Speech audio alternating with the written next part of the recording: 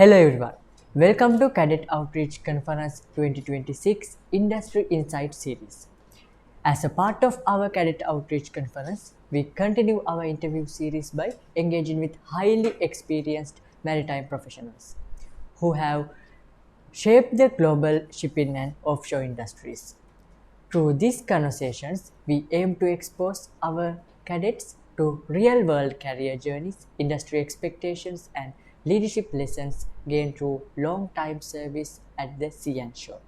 In this episode, we are honored to speak with Chief Engineer Chris Jayamanne, a veteran Chief Engineer Class 1, Technical Superintendent, Consultant, and Maritime Educator whose career spans over 3 decades across tankers, gas carriers, FPSOs, shipyards, and management roles. First of all, we would like to welcome you, Chief, for this discussion and sincerely thanks for taking the time to join us and share your valuable insights. Before we move to main topic, we would like our audience to understand the professional journey behind your prominent career. Chief, could you please introduce yourself and briefly describe your career path in the maritime industry? Hi, Bhavan.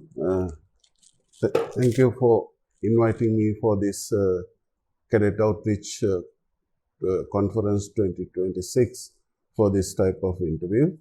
And I hope this is one of the good journey. You can start up with these things, and I can see the limelight. It will be a successful journey, and for your courage and your skills, and also when I see this this limited time what you have with me, and answering to your question, I will start up with my career. When we are in schooling days, we have something called double promotion. Double promotion in the sense you can skip a class in the school. Since my mother was a teacher, so I had the privilege that to learn many things before, not from the school but at home. So in that basis, I skipped one of the class 1. I immediately went to class 2 at very beginning. So I managed my O-level by year 14 years old, and then advanced level at 17 years old. And my ambition was to, those days in 1977, there was no war. I want to be a fighter pilot of Air Force, but unfortunately could not manage because since I was young and there's no much support from me for either side. So when I was doing it, I could not go to engineering faculty because it was, I am running short of my set score that time. So could not do the second shy of the exams. Then between the period, I selected to National Marine Engineering Special Apprenticeship scheme, but on electrical field. Why it is electrical field? When I was schooling, my uncle, my mother's brother, had a electric workshop. So he pushed me to work there, and I learned how to use the tools. And actually, when I was 8 years old, I can very well repair a fan, motor, or something like that, rewinding and all. So that I practiced myself on workshops. So that has helped me to carry away with this work in as an apprentice.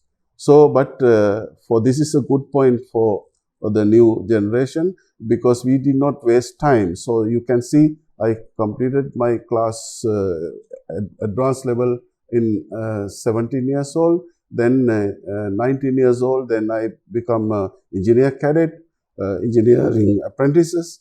Then during that period, I support from my seniors, I engaged with the UK education program called CEI, that is called Council of Engineering Institutions part 1 and part 2. Where if you do a part 2, then it is equal to BSc engineers.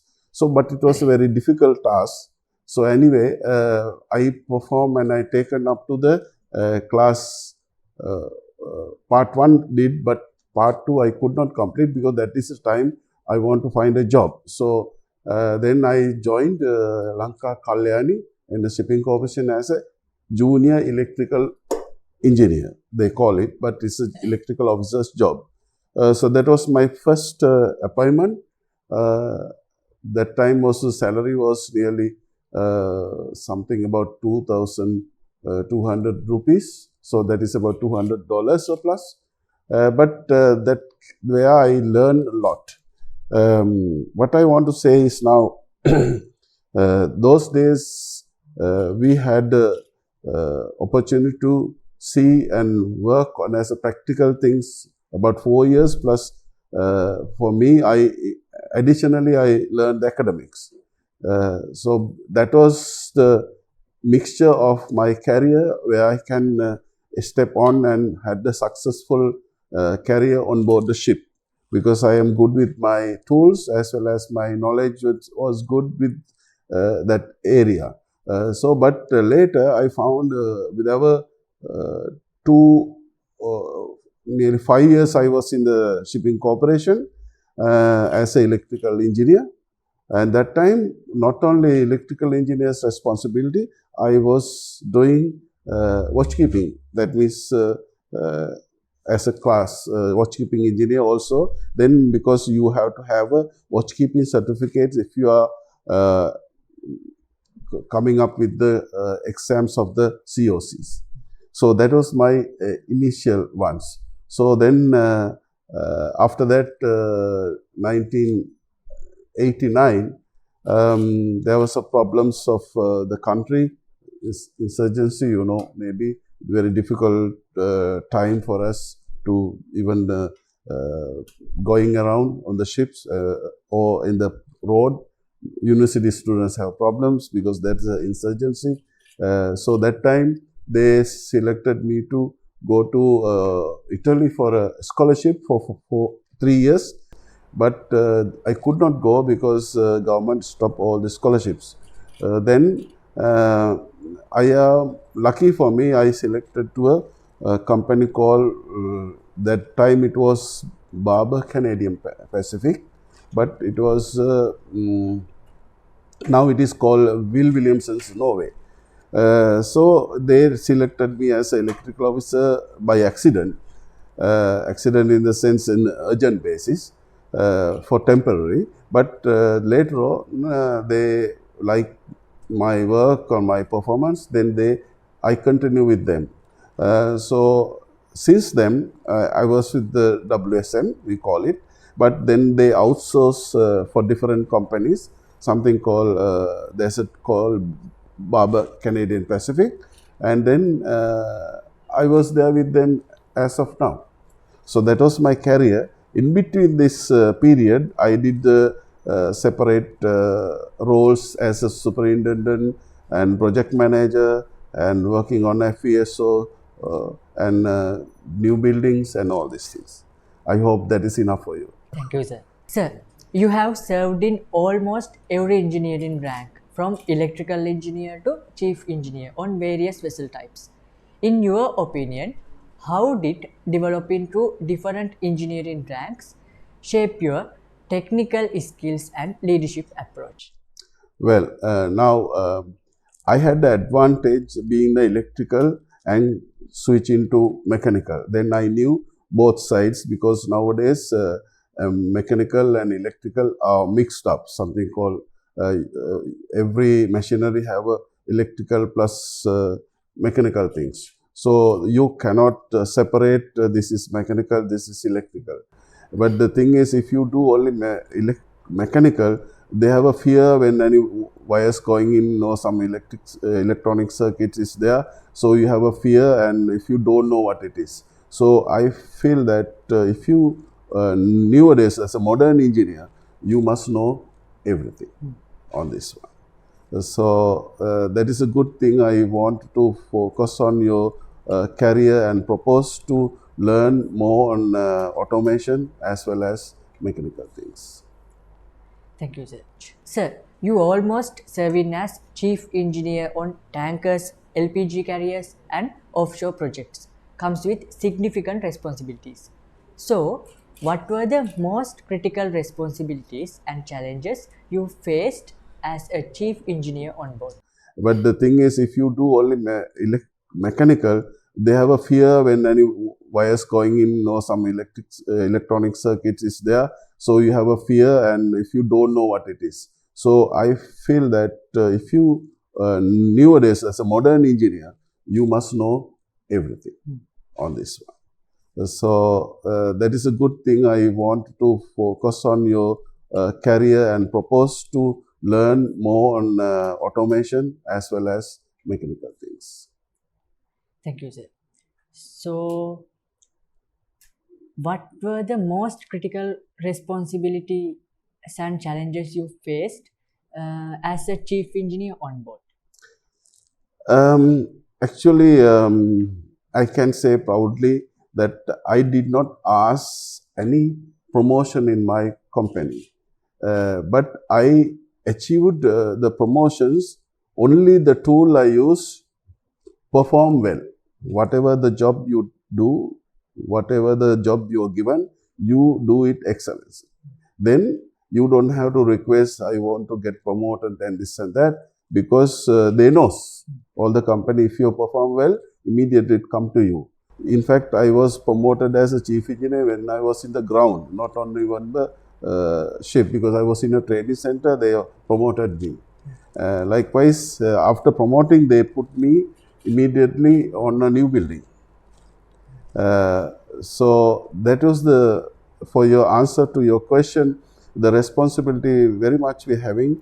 When my company called Transpetrol Belgium, they have so much of senior engineers, very veteran engineers.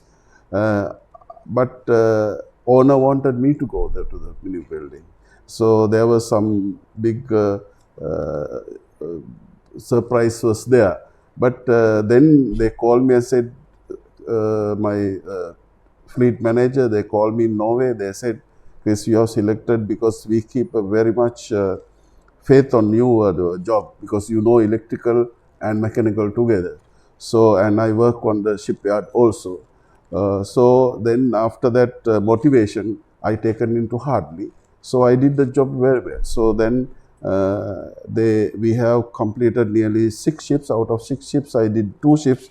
Then I thought I must give the chances for others. So then I was on rotation basis. I was working with them. And again, if you ask me for your experience, what kind of responsibility is given too much, and there's a story where the first ship is coming out from the Korean yard, called something called Shengwan, that's STX, the shipyard. So when the ship is coming out, you will first voyage we call maiden voyage. So maiden voyage is the one has to be, it's a prestige thing. Like so we came to Taiwan and loaded the ship to maiden voyage from Taiwan to Singapore. When we come to the Singapore Strait, Taiwan, my second engineer had a problem. He got a slip disc on so he has to sign off immediately. So I taken the ship without the second engineer, and only 5 days old crew of me to maiden voyage to Singapore. Myself and the electrical officer, only the old, we are coming from the yard. Other people came 5 days ago. Believe me, then when we call pilot on board on Singapore Strait, main engine failure came. So nobody knows what to do. So everybody closer to me and in the control room, and captain on the bridge, then pilot on board, and ship is unable to control manually. What was the problem was the starting air valve, you can understand as an engineer, that was keep on leaking. So that means our air bottles are draining off. So we did not panic that I have some sort of confidence about the thing what I had to do. Then we have organized such a way. We did not, myself and captain, we said, did not declare it. We have a failure, but we said we managed to go to the anchorage because we are coming to the anchorage for bunkering. So I told captain, you give me about 1 minute notice before giving the starting the engine. You try yourself without stopping the engine to manual. So likewise, we managed closing up the bottles and keeping the people in the queue, and we managed to anchor the vessel safely. Then I went to the bridge and I told pilot that we did something like that because we cannot hide the things from him. So then he was actually very well, thanks us to, not to make such a big blunder. And if he told me, better you did not call me in that time, because if you call, then it is a big issue always. He also going to get panic. So he tell me, this is called confidence. So this is the one story I can make. There are many, but I think this is enough. Thank you, sir. Sir, your involvement in FPSO projects, that means FPSO conversions projects and offshore operations, is specifically notable. Could you share your work experience on FPSO conversion and offshore projects and how they differ from conventional ship operations? Okay, good question. Actually, you all knowing now about the type of ships and working in different areas, and you know very well. But this is container ship. You know what is a container ship. If you are a bulk carrier, you know what it is. A tanker, you know what it is. And especially if you LNG or LPG ships, there are some difference. So normally LNG, LPG ships, you have to go by the state-of-the-art structure, because you cannot work away from what the instructions are given, because there are so many safety barriers are there.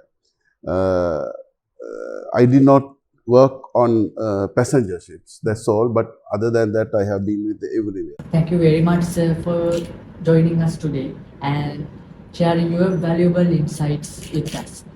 We thought that Chief's experience and perspectives have been incredibly informative and inspiring for our audience. And thank you everyone for connecting with us today. Okay, thank you very much for calling me, and we look forward to get a better. Actually, we want, as a Sri Lankans, we want to get our seafarers on more standardized. Thank you very much for calling me.